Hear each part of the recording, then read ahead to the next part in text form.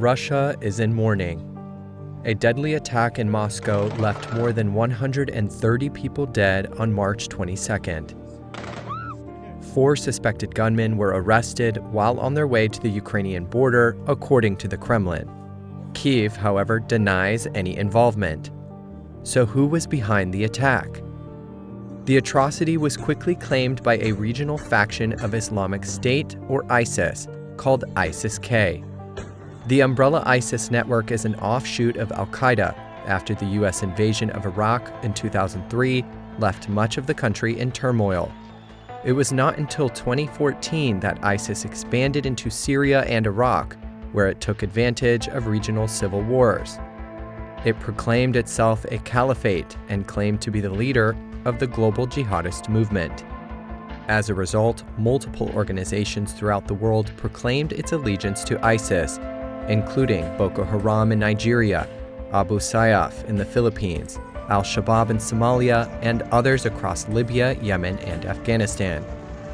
ISIS-K exists here in historical Khorasan, an area spanning from Iran to the edge of China. ISIS-K has several thousand fighters, is the general estimate. And it was largely believed to be more of a guerrilla group that did the occasional terrorist attack, but largely focused on Afghanistan. And there were some attacks in Pakistan. And then we saw a major attack in Iran, which is nearby, but still farther out. The group is fighting with the Taliban for control over Afghanistan and has been responsible for dozens of deadly attacks against civilians in the country. But if their priority is Afghanistan, why did they choose to attack Russia? There's a dispute within the broader jihadist world between ISIS-K and the Taliban. And it blames the Taliban for being too close to Russia. So ISIS-K has attacked the Russian embassy in Kabul, and in general uses this as a talking point, as a way of criticizing the legitimacy of the Taliban. So both the group in particular, but also the broader community, are very anti-Russian.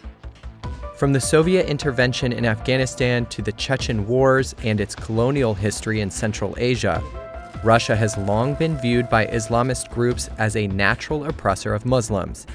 Its struggle with ISIS began in 2015 after Moscow supported Syrian President Bashar al-Assad in his fight against insurgents. Since then, ISIS and its affiliates have carried out dozens of retaliatory attacks on Russian soil. Experts say that the latest attack may signal a new wave of terrorism. One thing, a common phrase in the study of terrorism is propaganda by the D.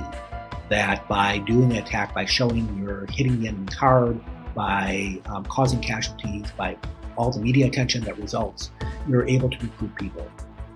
The group has also not been shy about attacking Chinese interests in the region.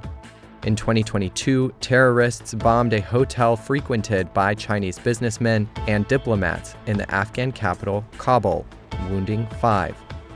ISIS-K has explicitly stated its goals of striking other countries as far as in Europe. Moscow has vowed to retaliate against the perpetrators of the concert hall attack. Security analysts say it was likely carried out by more than one ISIS affiliate, including ISIS Caucasia or ISIS-C, which is based near southern Russia.